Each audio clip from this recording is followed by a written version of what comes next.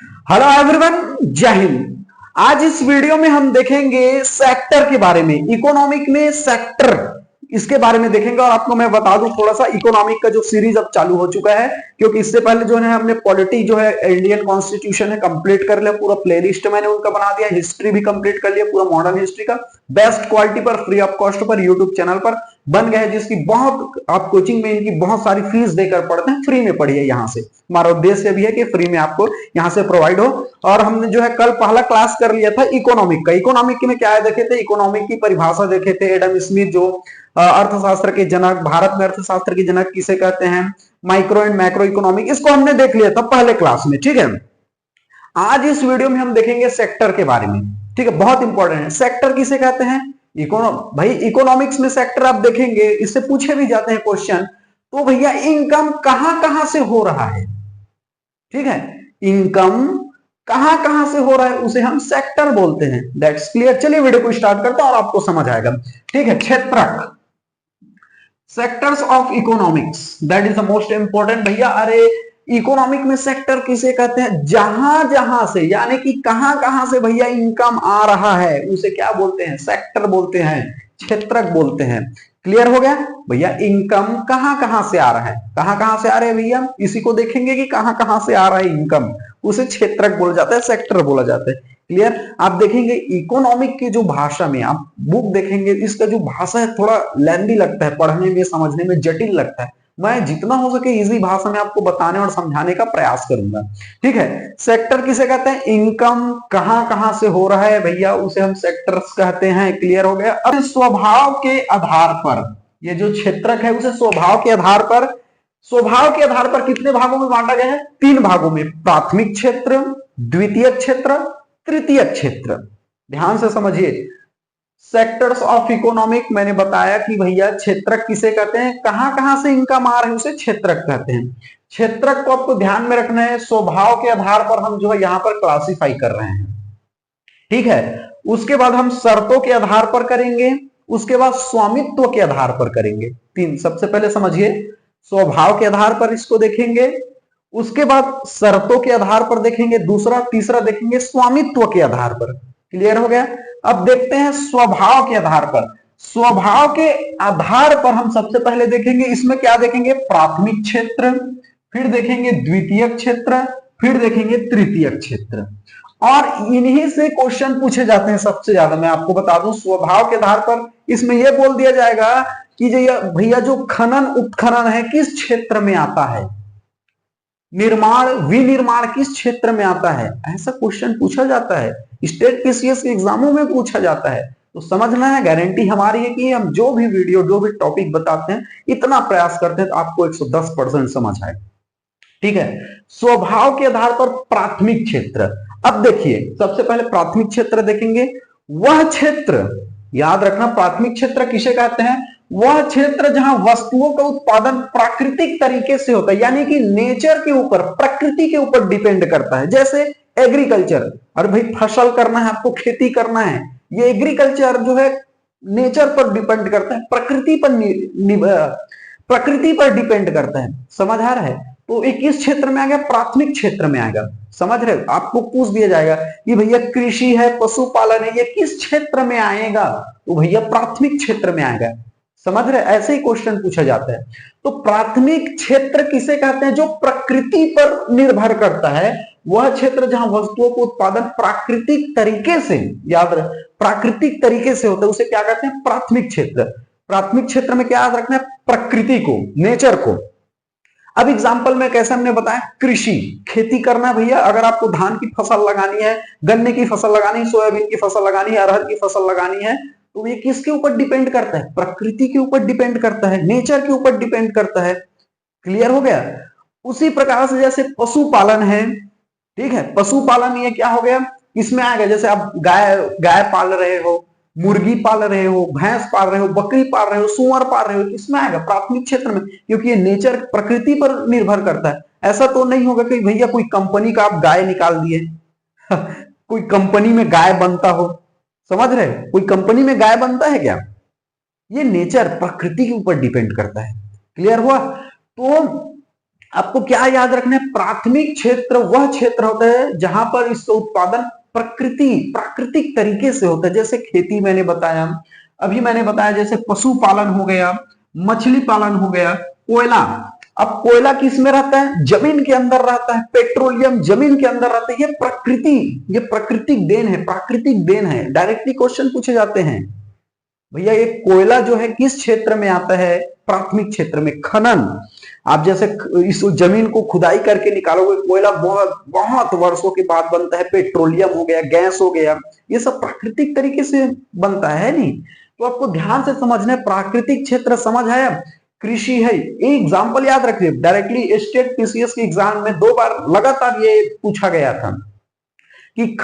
था कि जो कोयला है वो किस क्षेत्र में आता है, प्राथमिक क्षेत्र में आता है। खनन, आप जैसे खनन उत्खनन किस क्षेत्र में आता है, प्राथमिक क्षेत्र में आता है। ये आपको ध्यान में रखना है, ठीक है। खनन, पेट्रोलियम, ये किस क्षेत्र में आता है, प्राथमिक क्षेत्र में आता है। याद हो गया प्राथमिक क्षेत्र। अब देखते हैं द्वितीय क्षेत्र, ये देखते हैं द्वितीय क्षेत्र। अब इसमें क्या होता है, प्राथमिक के जो क्षेत्र में जो उत्पादित हुए, प्राथमिक से जो उत्पादित वस्तुएं हैं उनको क्या करते हैं, मानवीय प्रक्रियाओं में द्वारा मूल्यवर्धन किया जाता है। अब ध्यान से समझिए, जैसे पहले में क्या हुआ, मान के चलो पहला में कृषि आ गया, इससे क्या निकला, गन्ना निकल गया। ये तो गन्ना हो गया भैया प्राथमिक में। अब गन्ने को निकाल करके मशीन से भैया क्या कर दिया, हम उसको जूस बना दिए। समझ आए, जूस बनाने के बाद उसको भैया क्या कर दिया, फैक्ट्री में ले जाकर गुड़ बना दिए, फिर चीनी बना दिए। ये क्या हो गया, द्वितीय क्षेत्र। मैंने क्या बताया कि जो प्राथमिक क्षेत्र है उसके उत्पादों को, प्राथमिक क्षेत्र से हमको गन्ना मिल गया, उसको मानवीय प्रक्रिया करके, मानव द्वारा प्रक्रिया करके मूल्य वर्धित कर दिया। जैसे गन्ना प्राथमिक क्षेत्र में आया, अब उसको कारखाने में ले आए भैया, उसका गुड़ बना दिया, चीनी बना दिए, मूल्य वर्धित हो गया, मूल्य बढ़ गया उनका मानवीय प्रक्रिया करके। ये क्या आ गया, द्वितीय क्षेत्र में आ गया। जैसे प्राथमिक क्षेत्र में क्या है, गेहूं है, प्राथमिक क्षेत्र में क्या है, गेहूं है, अब उसे कारखाना या मशीन में ला करके उसका आटा बना दिए, ये क्या हो गया, द्वितीय क्षेत्र हो गया। समझ आ गए, इसी को बोलते हैं निर्माण, विनिर्माण। समझ रहे हो, ध्यान से। इसी प्राथमिक क्षेत्र के उत्पादों को मानवीय प्रक्रिया के द्वारा मूल्य वर्धित किया जाता है। जैसे गेहूं से आटा, गेहूं नेचर तरीका से है, वो प्राथमिक में आ गया। अब गेहूं को हम कारखाने या मशीन पर लाए और उसका क्या कर दिया, मानवीय प्रक्रिया करके उसका आटा बना दिए, भाई उसके क्या हुआ, मूल्य वर्धित कर दिया मानवीय प्रक्रिया करके, तो ये द्वितीय क्षेत्र में आ गया। समझ रहे हो, उसी प्रकार से जैसे गन्ना लाए, गन्ना से हमने यहां पर क्या बना दिया, गुड़ बना दिया या चीनी बना दिया। गन्ना तो प्राथमिक है, लेकिन मानवीय प्रक्रिया करके मशीन कारखाने में लाकर उसका चीनी बदल दिए, उसका रूप बदल दिए हम, तो द्वितीय क्षेत्र में है। इधर चना लगाए हम, इधर बेसन बना दिए, ये द्वितीय क्षेत्र में आया। तो निर्माण हो रहा है, देखो निर्माण, नया चीज बन रहा है, नया चीज बन रहा है, इसको क्या बोला जाता है, द्वितीय क्षेत्र। डायरेक्टली क्वेश्चन पूछे जाते हैं, निर्माण और विनिर्माण किस क्षेत्र में आते हैं, तो भैया द्वितीय क्षेत्र में। प्रकृति पर निर्भर करता है प्राथमिक क्षेत्र। क्लियर हो गया। अब मान के चलो एक एग्जांपल बता देता हूं, जैसे चिप्स है, आलू चिप्स। आलू आप कहां उत्पादन किए, प्राथमिक क्षेत्र में, क्योंकि वो नेचर ऊपर डिपेंड है, वो खेती पर है, प्राथमिक आ गए। लेकिन आलू का चिप्स भैया वो मशीन से आप बनाओगे, रूप बदल दिए चिप्स, ये द्वितीय क्षेत्र में आ गया, है नहीं। अब हम बात करते हैं तृतीय क्षेत्र की। तृतीय क्षेत्र को सेवा क्षेत्र भी बोला जाता है, और सबसे ज्यादा पैसा तृतीय क्षेत्र में होता है। जीडीपी में भी सबसे ज्यादा योगदान इसी का है भैया, ध्यान रखिए। जीडीपी में, ग्रॉस डोमेस्टिक प्रोडक्ट में सबसे ज्यादा योगदान जीडीपी का है, ये सॉरी तृतीय क्षेत्र का है। और रोजगार देने में प्राथमिक क्षेत्र के क्वेश्चन पूछे जाते हैं। जीडीपी में सबसे ज्यादा योगदान कौन सा क्षेत्र देता है, तृतीय क्षेत्र देता है। और रोजगार कौन सबसे ज्यादा देता है, प्राथमिक क्षेत्र देता है। आप देखेंगे, आप क्या देखेंगे, एक खेती में देखेंगे बहुत सारे लोगों को रोजगार मिल जाता है, क्योंकि खेती अकेले का तो काम नहीं है, ठीक है। लेकिन तृतीय क्षेत्र, आप जैसे होटल खोलिए, 2-4 आदमी में हो जाएगा काम, और इसमें 10 एकड़ 20 एकड़ को धान को कटवाना है, तो कहां 1-2 आदमी में होगा। तो रोजगार ज्यादा ये देता है, लेकिन पैसा सबसे ज्यादा ये है, ठीक है। तो तृतीय क्षेत्र क्या चीज है, सेवा क्षेत्र क्या है, ये हम देखेंगे। तो प्राथमिक क्षेत्र और द्वितीय क्षेत्र याद रखिए, प्राथमिक क्षेत्र और द्वितीय क्षेत्र की मदद करता है उसे क्या बोलते हैं? तृतीय क्षेत्र बोलते हैं। समझ रहे हो? प्राथमिक क्षेत्र और द्वितीय क्षेत्र की मदद करे उसे क्या बोलते हैं? तृतीय क्षेत्र। अब मान के चलो जैसे हमने क्या लिया प्राथमिक क्षेत्र में, जैसे हमने क्या कर दिया, गेहूं लगा दिया, नेचर ऊपर डिपेंड है, गेहूं प्राथमिक आ गया। अब भैया मुझे कारखाना तक ले जाना है इसको। अरे भैया 10 एकड़ 20 एकड़ में गेहूं है मान के चलो एग्जांपल के तौर पर, वो आदमी कितना को ले जाएगा?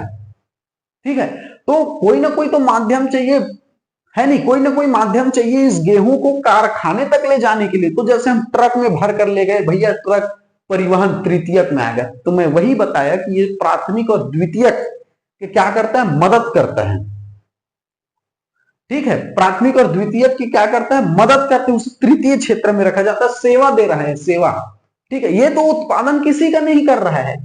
अरे भैया आपको क्या चाहिए? गेहूं यहां से मिल गया प्राथमिक से, अब गेहूं को हम क्या है फैक्ट्री तक ले जाना है, तो ये क्या करेगा? मदद करेगा। द्वितीय क्षेत्र परिवहन, अपने ट्रक परिवहन लगेगा, भैया चलो मैं कारखाने तक ले जाता हूं। समझ है? तो ये उत्पादन नहीं करता, लेकिन क्या करता है? मदद करता है, सेवा करता है, तृतीय क्षेत्र। समझ आया? और सबसे ज्यादा पैसा इसी में होता है। क्लियर हो गया ये बातें? एग्जाम्पल आपको ध्यान रखना, जैसे परिवहन हो गया, हमने एग्जाम्पल के तौर पर बताया, बैंकिंग, ये सब मैक्सिमम आप देखेंगे बहुत से सबसे ज्यादा पैसा तो तृतीय क्षेत्र में होता है, इस सेक्टर में होता है, टर्सरी सेक्टर में होता है। बैंकिंग हो गया, संचार हो गया, होटल हो गया, व्यापार हो गया, ये सब तृतीय क्षेत्र में आते हैं। अब ध्यान से और समझिए, जैसे मान के चलो यहां से आपने आलू की खेती की, नेचर ऊपर डिपेंड है आलू। एक मिनट,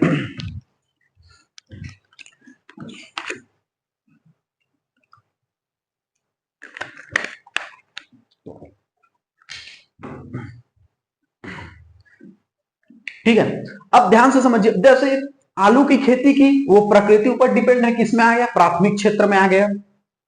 अब उसको हमने क्या किया भैया? उसको ट्रक में लादे आलू को और फैक्ट्री तक ले गए, ट्रक से ले गए, परिवहन तृतीय क्षेत्र है, क्योंकि तृतीय क्षेत्र इन दोनों के बीच में मदद करता है। तृतीय क्षेत्र उत्पादन नहीं करता, मदद करता है। अब ये जो आलू है फैक्ट्री में पहुंचे, इसका चिप्स बन गया, द्वितीय क्षेत्र, क्योंकि उसे मूल्य वर्धित कर दिया गया, उसका फिर से नया रूप दे दिया गया, आलू से चिप्स बना दिया कारखाने में, द्वितीय क्षेत्र आया। ठीक है, अब ये चिप्स बना है तब तक ये द्वितीय क्षेत्र में है। अब कोई होटल में ले गया, अब लोगों को वहां से चिप्स खा रहे हैं उसको होटल से, तो ये तृतीय क्षेत्र है, क्योंकि होटल सेवा कर रहा है, भैया लो खाइए चिप्स आप। समझ आ रहा है? तो होटल क्या है? तृतीय क्षेत्र है, या सेवा कर रहा है, सेवा क्षेत्र है, और सबसे ज्यादा पैसा तृतीय ही क्षेत्र में होता है। अब मेरे को ये बताइए, क्या कोई व्यक्ति जो है तीनों क्षेत्र पर रहता है? क्या तीनों क्षेत्र से गुजरता है कोई व्यक्ति? जैसे कोई किसान है मान के चलो, कोई खेती बस कर रहा है, वो किस क्षेत्र में आ गया? प्राथमिक क्षेत्र में आ गया। क्लियर हो गया?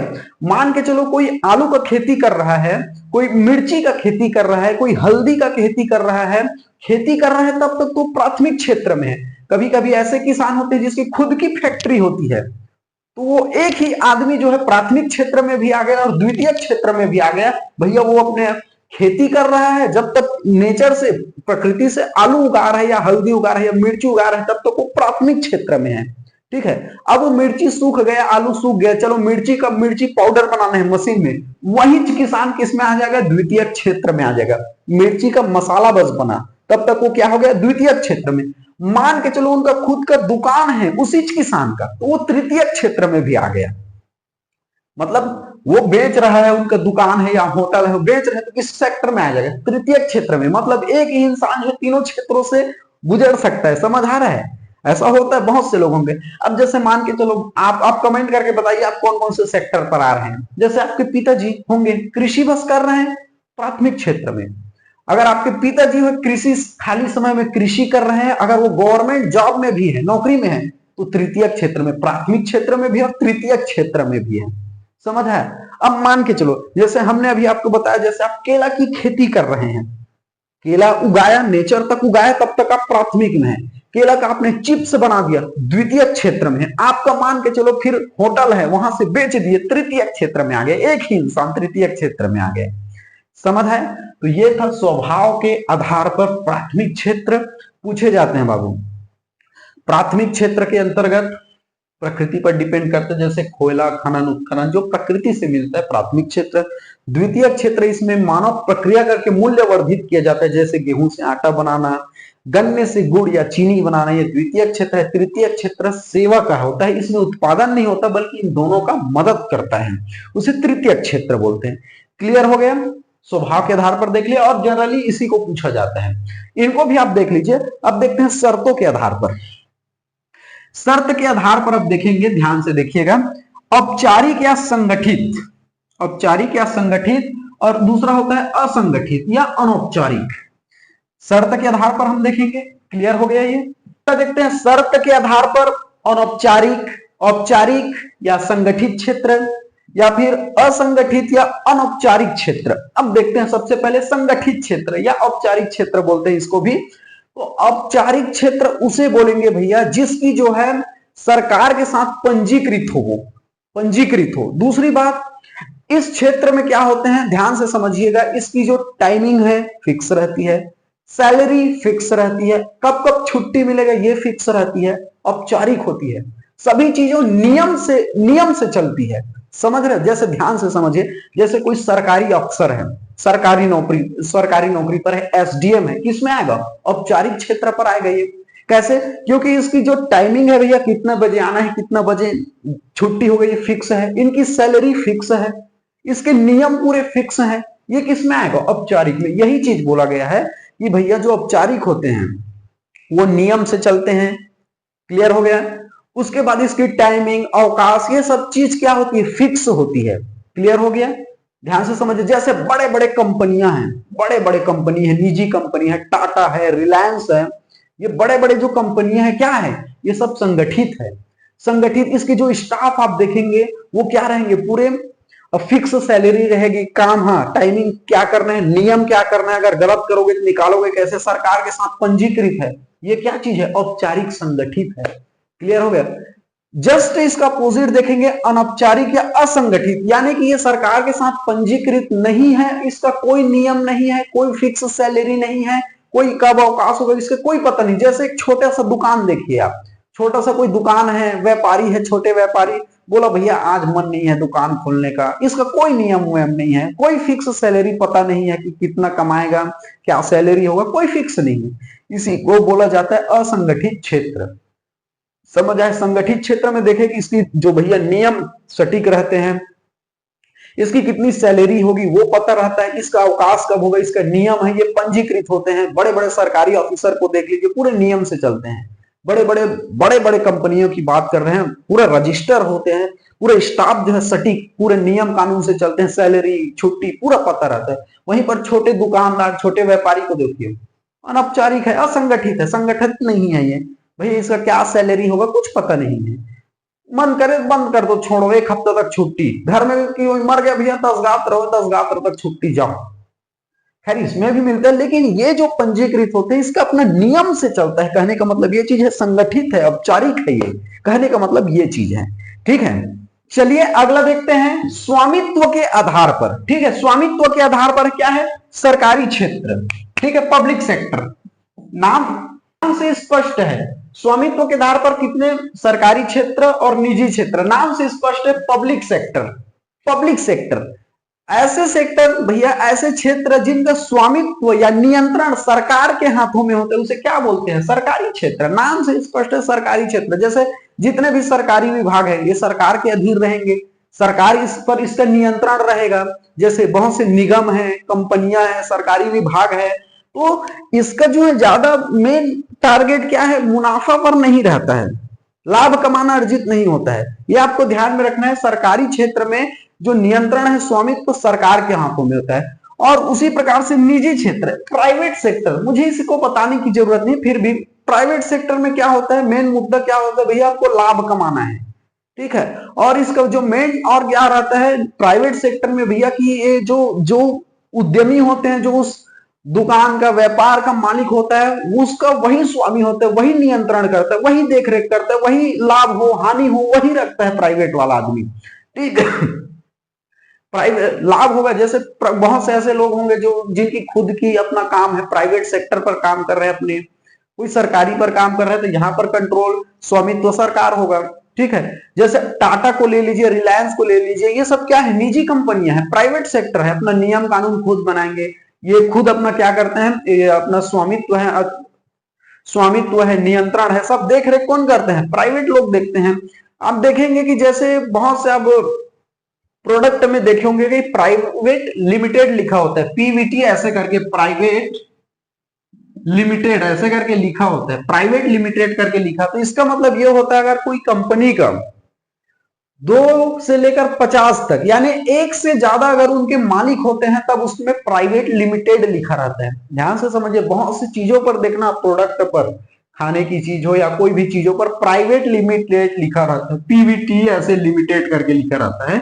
इसका मतलब क्या चीज है कि भैया उस कंपनी का एक मालिक नहीं है, 2 मालिक हो सकते हैं, 2 से लेकर 50 तक, मिनिमम अगर हो तो 2, अधिकतम 50 तक।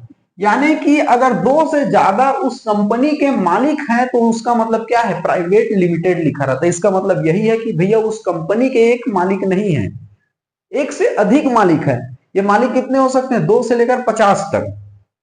तो प्राइवेट लिमिटेड लिखा रहेगा तो समझ जाना कि भैया इस जो कंपनी का एक मालिक नहीं है, एक से अधिक मालिक है, तब जाकर प्राइवेट लिमिटेड लिखा हुआ है। ठीक है, प्राइवेट लिमिटेड आप देखेंगे, कभी कभी आप देखेंगे प्रोपाइटर लिखा रहता है, प्रो करके, पीआरओ लिखा रहता है। आप देखेंगे कि जैसे कोई अपना छोटा सा दुकान डाल दिया, लिख देगा कि प्रो मुकेश कुमार कोई जो है कपड़े की दुकान डाल दिया, बैनर पे डाल देगा कि भैया कोई इलेक्ट्रिसिटी का दुकान खोल दिया, डाल देगा नीचे में प्रो मोहन कुमार। ठीक है, कोई बोल देगा कि भैया बलराम कुमार, प्रो बलराम कुमार। मतलब क्या है, इसका मतलब यह है कि अगर कोई दुकान का, व्यापार का, कंपनी का मालिक एक है तो प्रोपाइटर लिखाया रहता है, तो उसका मतलब यही चीज है। बहुत से लोग बोलते थे ये प्रो क्या है, प्रो क्या है, भैया हमारे यहाँ जो है बिजली, कूलर, पंखा सब बनाया जाता है, बनवाने के लिए संपर्क करें प्रो मुकेश राम यादव नीचे में देखे रहेंगे आप, बैनर में लिखा रहता है। तो प्रो का मतलब यही होता है। कुछ लोग तो प्रोफेसर बोल रहे थे, अरे ये प्रोफेसर होगा भैया, प्रो को कुछ लोग ऐसे ही डाल देते होंगे, तो उसका मतलब ये चीज है कि प्रोपाइटर बोलते हैं इसको। अगर कोई दुकान का, कंपनी का मालिक एक व्यक्ति होता है तो प्रोपाइटर बोलते हैं उसको, प्रो लिखा रहता है। आप समझ गए इस चीज को। चलिए, तो इस वीडियो में हमने देख लिया, सेक्टर ऑफ इकोनॉमिक्स देख लिया हमने, बहुत अच्छे से देख लिया। आई होप आपको बहुत अच्छे ढंग से समझ आ गया होगा, ऐसा मैं आशा करता हूं। चलिए, थैंक यू वेरी मच, जय हिंद।